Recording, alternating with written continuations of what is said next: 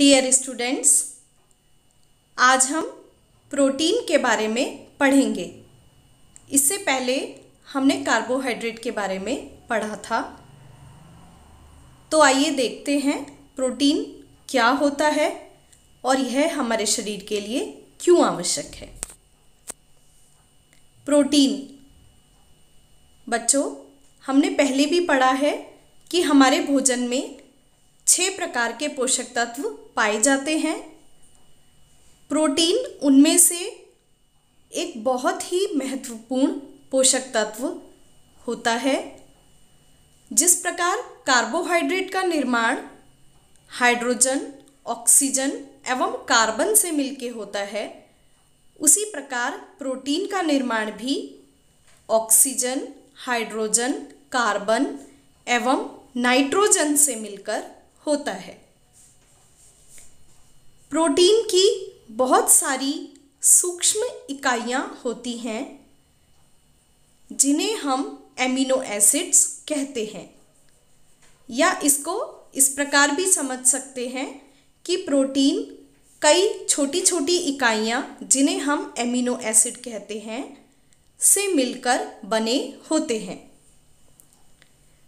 Protein को body building पोषक तत्व के नाम से जाना जाता है, या प्रोटीन को शरीर निर्माणक पोषक तत्व कहते हैं, क्योंकि प्रोटीन हमारे शरीर के निर्माण में महत्वपूर्ण भूमिका अदा करता है। आइए देखते हैं प्रोटीन के कार्य। Functions of protein. बच्चों, जैसा हमने पहले भी कहा कि प्रोटीन का प्रमुख कार्य हमारे शरीर की कोशिकाओं का निर्माण करना होता है। हमारा शरीर बहुत सारी छोटी छोटी कोशिकाओं से मिलकर ही बना होता है, तो उन कोशिकाओं के निर्माण के लिए प्रोटीन का होना अत्यंत आवश्यक है। प्रोटीन का दूसरा महत्वपूर्ण कार्य ऊर्जा प्रदान करना भी है। वैसे तो हमारे शरीर में ऊर्जा हमें कार्बोहाइड्रेट के द्वारा मिलती है, परंतु जब हमारे शरीर में कार्बोहाइड्रेट अथवा वसा की कमी होती है तो हमारे शरीर को प्रोटीन के द्वारा भी ऊर्जा मिल सकती है। 1 ग्राम प्रोटीन से हमें 4 किलो कैलोरी ऊर्जा की प्राप्ति होती है। प्रोटीन का तीसरा कार्य है हमारे शरीर की कोशिकाओं एवं ऊतकों में होने वाली टूट फूट की मरम्मत करना। बच्चों, शरीर की कोशिकाएं समय के साथ स्वतः भी टूट जाती हैं, उनमें कुछ ना कुछ टूट फूट होती रहती है, अथवा बाहरी एवं आंतरिक किसी भी प्रकार की चोट अथवा आघात लगने के कारण हमारे शरीर में उपस्थित कोशिकाओं को नुकसान हो सकता है। तो इस प्रकार के आघात को अथवा टूट फूट की मरम्मत करने का कार्य प्रोटीन ही करता है। प्रोटीन हमारी शरीर की वृद्धि के लिए अत्यंत ही आवश्यक है, क्योंकि हमारे शरीर का निर्माण, हमारे शरीर की कोशिकाओं का निर्माण प्रोटीन के द्वारा होता है, और जैसे जैसे हमारे शरीर की कोशिकाओं का निर्माण होता जाता है, हमारे शरीर की वृद्धि भी होती जाती है। इसी के साथ साथ हमारे शरीर में बहुत से एंजाइम्स होते हैं, हार्मोन्स होते हैं एवं एंटीबॉडीज़ होती हैं। इन सभी के निर्माण में भी प्रोटीन अत्यंत ही महत्वपूर्ण भूमिका अदा करता है। तो प्रोटीन आवश्यक अमीनो एसिड से मिलकर बना होता है। तो आइए देखते हैं ये अमीनो एसिड्स कौन कौन से होते हैं और कितने होते हैं। भोजन तथा शरीर में उपस्थित प्रोटीन में 20 तरह के अमीनो एसिड पाए जाते हैं।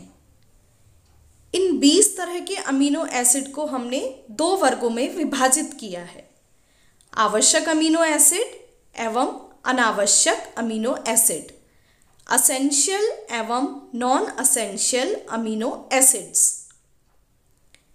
बच्चों, आवश्यक और अनावश्यक दोनों ही अमीनो एसिड हमारे शरीर के लिए महत्वपूर्ण हैं, परंतु अनावश्यक अमीनो एसिड्स को हम अनावश्यक अमीनो एसिड इसलिए कहते हैं क्योंकि अगर ये अमीनो एसिड भोजन में उपस्थित नहीं भी होते तब भी हमारा शरीर इन अमीनो एसिड का निर्माण स्वतः ही कर सकता है। किंतु आवश्यक अमीनो एसिड वो अमीनो एसिड हैं जो हमारे शरीर में जिनका निर्माण नहीं हो सकता, और ऐसे अमीनो एसिड भोजन के द्वारा ही लिए जाते हैं। यदि भोजन में भी इन अमीनो एसिड की उपस्थिति नहीं होगी तो हमारे शरीर में प्रोटीन की कमी हो जाएगी अथवा इन अमीनो एसिड की कमी हो जाएगी। इस तालिका में आप देख सकते हैं 11 नॉन असेंशियल अमीनो एसिड हैं, जबकि 9 असेंशियल अमीनो एसिड जिन्हें हम आवश्यक अमीनो अम्ल कहते हैं वो हैं। तो 20 अमीनो एसिड्स के इसमें नाम दिए गए हैं। यदि आपको 20 अमीनो एसिड के नाम याद करने में परेशानी हो तो आप 9 आवश्यक अमीनो एसिड्स के नाम अवश्य ही याद कर लें, जो कि histidine, isoleucine, leucine, lysine, methionine, phenylalanine, threonine, tryptophan और वेलाइन होते हैं। इसके अलावा जितने भी अमीनो एसिड होंगे वो हमारे अनावश्यक अमीनो एसिड की कैटेगरी में रखे गए हैं। तो जैसा हमने बताया कि आवश्यक तथा अनावश्यक दोनों ही अमीनो एसिड हमारे लिए, हमारे शरीर के लिए अत्यधिक महत्वपूर्ण हैं। भोजन में उपस्थित प्रोटीन किस क्वालिटी का है, यह इस बात पर निर्भर करता है कि उस प्रोटीन में आवश्यक और अनावश्यक दोनों अमीनो एसिड्स की मात्रा कितनी है और उनका अनुपात क्या है।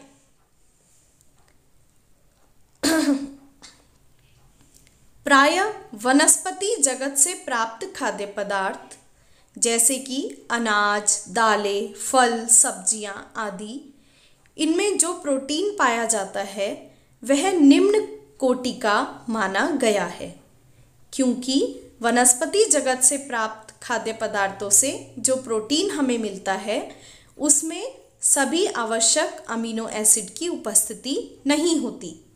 इसी के विपरीत जो प्रोटीन हमें पशु जगत से प्राप्त खाद्य पदार्थों से मिलता है वह उच्च कोटि का प्रोटीन माना गया है, क्योंकि उसमें सभी आवश्यक अमीनो एसिड उपलब्ध होते हैं। आइए देखते हैं भोजन में प्रोटीन के उत्तम स्रोत कौन कौन से हैं। तो आप देखेंगे मांस, मछली, अंडा, खोया, पनीर और दूध, ये सभी पशु जगत से प्राप्त खाद्य पदार्थ हैं और इन सभी में उच्च कोटि का प्रोटीन पाया जाता है। उसके बाद सोयाबीन, राजमा, मूंगफली, चने और हमारे सूखे मेवे, बादाम आदि में भी प्रोटीन अच्छी मात्रा में पाया जाता है। सोयाबीन और मूंगफली और राजमा को प्रोटीन का एक अच्छा स्रोत माना जाता है। इस चित्र में आप ज़्यादा प्रोटीन देने वाले कुछ खाद्य पदार्थों को देख सकते हैं, जैसे बादाम, अखरोट, अंडे, दूध व दूध से बने खाद्य पदार्थ, दालें, राजमा आदि।